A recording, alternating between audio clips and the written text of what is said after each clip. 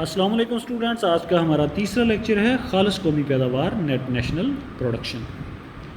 اس سے پہلے ہم نے خام قومی پیداوار پڑھی تھی۔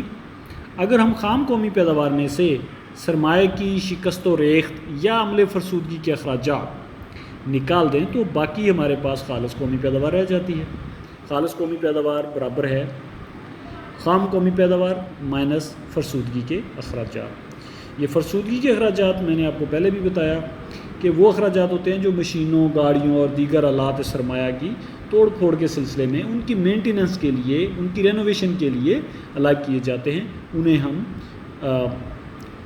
یہ ڈیپریسیشن الاؤنسز کہتے ہیں۔ یہ فارمولہ آپ کو نظر آ رہا ہے، NNP net national production is equal to gross national production minus depreciation allowances یعنی DA۔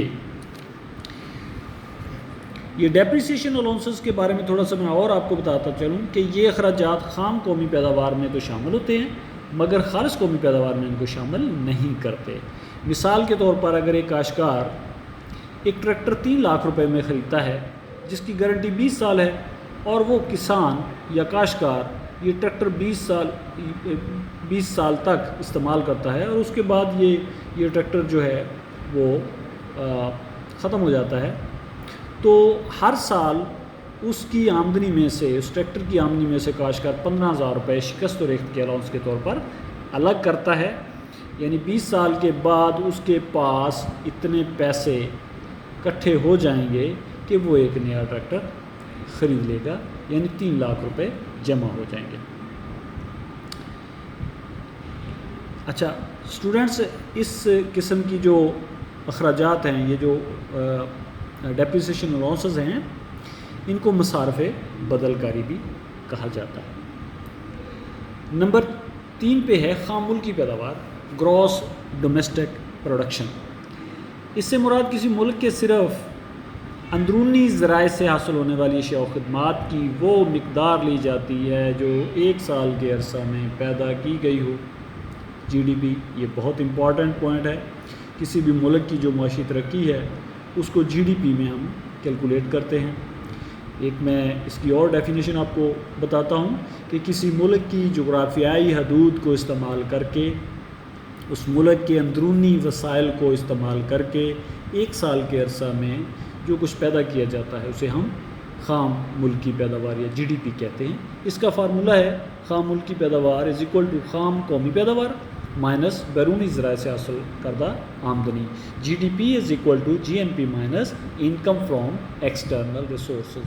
یاد رہے کہ ملک کے اندر پیدا ہونے والی اشیاء و خدمات کی جو کل مقدار ہے اسے ہم خام ملکی پیداوار کہتے ہیں۔ اسٹوڈنٹس آگے چلتے ہیں۔ قومی آمدنی کے بارے میں پیچھے ہم نے کافی ڈیفینیشن بھی پڑھی ہیں، مزید اس کو ریوائز کر دیتا ہوں۔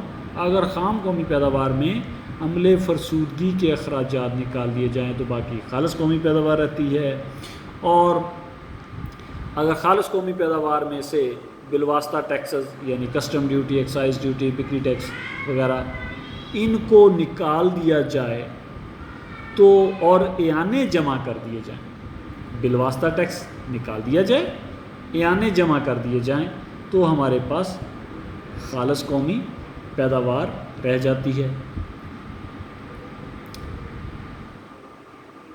اسٹوڈنٹس ایک بات اور آپ کو بتاتا چلوں یہاں پہ کہ قومی آمدنی کا ایک ہم نے ڈیفینیشن اور پڑھی تھی کہ عاملین پیدائش کے معاوضے یعنی لگان جمع اجرت جمع سود اور جمع منافع، یہ کسی ملک کے عاملین پیدائش کے معاوضے 1 سال کے عرصے میں جو ہوتے ہیں ان کو جمع کر لیں تو اسے بھی ہم قومی آمدنی کہتے ہیں۔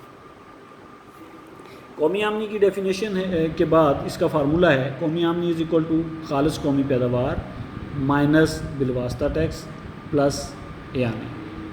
وائی قومی آمدنی کے لیے سمبل یوز ہوتا ہے NNP minus indirect tax plus subsidy. Subsidy کے بارے میں آپ کو تھوڑا سا بتاتا چلوں کہ اشیاء کی قیمتوں کا وہ حصہ جو حکومت صارفین کی جانب سے آجرین کو ادا کرے اسے ہم اعانہ کہتے ہیں۔ اس کی میں مثال آپ کو دے دیتا ہوں کہ آج کل جو کرونا کی وجہ سے حکومت بجلی کے بل بھیج رہی ہے تو اس میں یہ ایک ایگزامپل میں آپ کو اس کی دیتا ہوں کہ یہ بل ہے ایک ہمارے سامنے. اس کا جو کرنٹ بل ہے وہ ہے 1364 روپے 1364 روپے، جبکہ یہاں لکھا ہوا ہے ٹوٹل پے ایبل، یعنی جو آپ نے ادا کرنا ہے وہ ہے 396 روپے. کل بل تھا 1364. گورنمنٹ آپ سے کہہ رہی ہے کہ آپ 396 روپے جمع کروا دیں اور باقی کے 966.66 روپے یہ جو آپ کو لکھا ہوا ہے the bill has a subsidy from G O P of, یہ جو لکھا ہوا ہے یہ گورنمنٹ آپ کی طرف سے وعدہ کو ادا کر رہی ہے. اسٹوڈنٹ امید ہے آپ کو سمجھ آ گئی ہوگی سبسڈی کی. آگے چلتے ہیں ہم. شخصی آمدنی.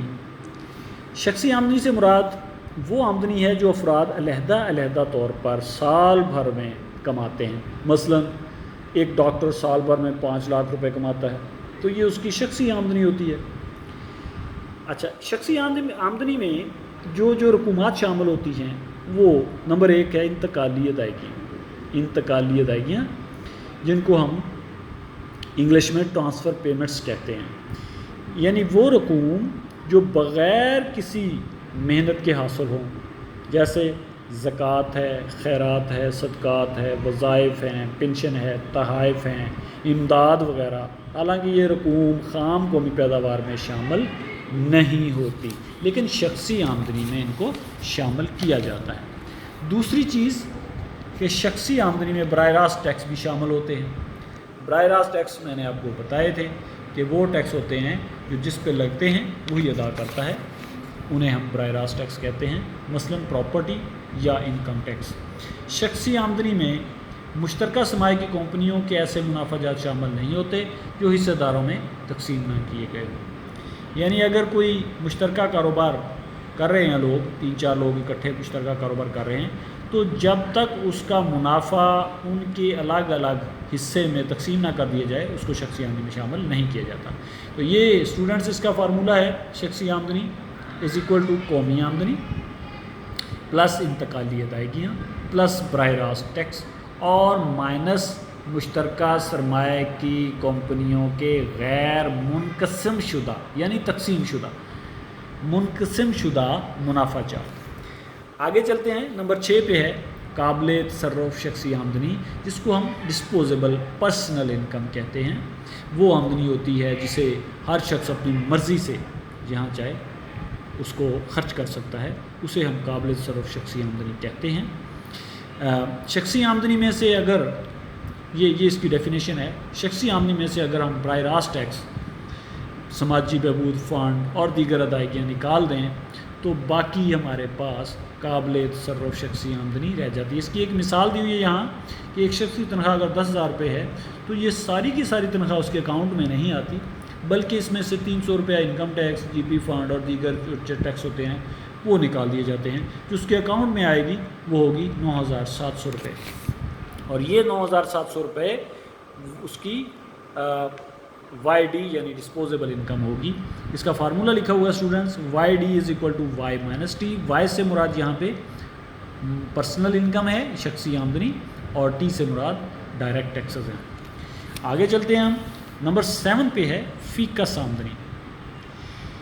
فیکس آمدنی سے مراد اوسطاً فیکس سالانہ آمدنی لی جاتی ہے، یعنی کسی ملک کے ایک فرد کے حصے میں سالانہ جتنی آمدنی آتی ہے اسے ہم فیکس آمدنی کہتے ہیں.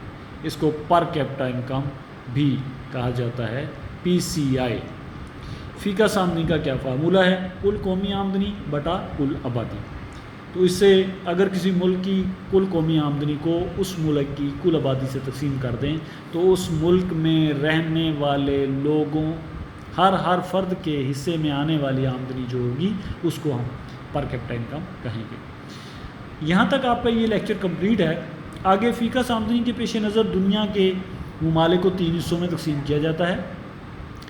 ایک کیٹیگری وہ ہے جو بہت زیادہ ترقی یافتہ ممالک ہیں جن کی فیکس آمدنی 20,000 امریکی ڈالر سالانہ سے زیادہ ہے. ان میں کون سے ممالک ہیں؟ سوئٹزرلینڈ ہے، امریکہ ہے، جاپان، جرمنی، ناروے، سنگاپور، برطانیہ اور آسٹریلیا. دوسرے جو درجے کے درمیانے درجے کے ممالک ہیں ان کی فیکس آمدنی 2000 امریکی ڈالر سے تو زیادہ ہے اور 20,000 سے کم ہے۔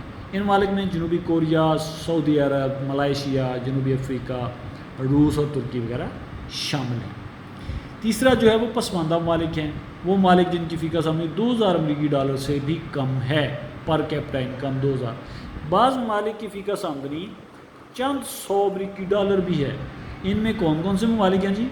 مصر ہے، سری لنکا ہے، چین ہے، پاکستان ہے، بھارت ہے، بنگلہ دیش اور نیپال جیسے ممالک ہیں جو پسماندہ ممالک ہیں۔ اسٹوڈنٹس یہ آپ کا تیسرا لیکچر تھا، امید ہے آپ کو اس کی سمجھ آ رہی ہوگی اور آپ اس کو ساتھ ساتھ تیار بھی کر رہے ہوں گے۔